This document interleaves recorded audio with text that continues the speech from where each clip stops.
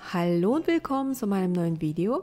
Schön, dass ihr wieder eingeschaltet habt und ich habe heute ein paar Blümchen für euch. Das sind Quark-Ölteigblumen, die sind super einfach, ganz weich und total lecker. Die genaue Zutatenliste ist in der Infobox unter dem Video zu finden. Los geht's! Der Teig für die Blumen ist super schnell gemacht und zwar nehme ich 70 Gramm normalen Zucker.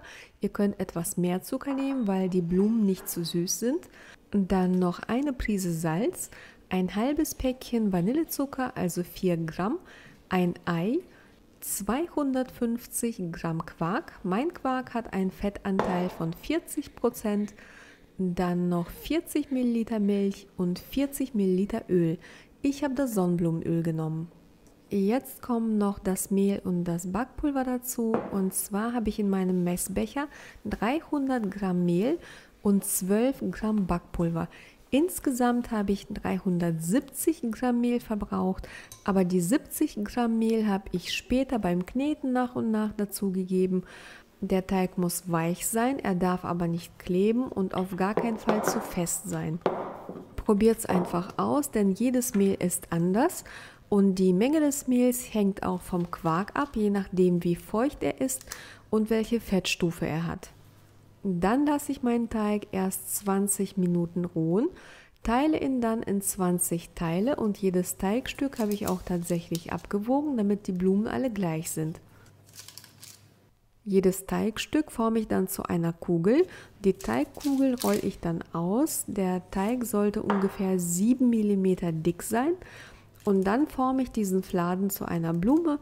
Wie das geht, ist sehr gut im Video zu sehen. Um die Vertiefung in der Mitte der Blume zu formen, habe ich eine Kappe genommen. Es geht aber auch sehr gut mit dem Stiel eines Kochlöffels.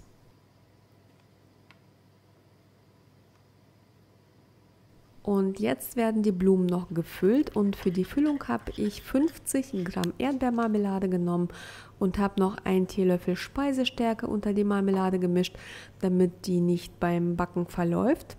Man könnte jetzt noch etwas Butter zerlassen und die Blumen damit bestreichen oder mit etwas Milch oder mit einem Eigelb. Ich mache das alles nicht. Die Blümchen werden jetzt im vorgeheizten Backofen bei 180 Grad Ober- und Unterhitze oder bei 160 Grad Umluft ca. 12 bis 15 Minuten gebacken. Die Backzeit hängt natürlich wie immer vom Backofen ab und nach 10 Minuten sollte man das Gebäck schon das erste Mal kontrollieren. So, meine Quarkblumen sind fertig und hier könnt ihr ganz genau sehen, wie wunderbar locker und weich die geworden sind.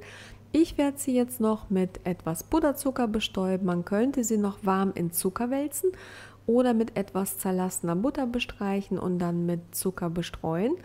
Das ist alles Geschmackssache. Vielen Dank fürs Einschalten und bis zum nächsten Mal. Tschüss!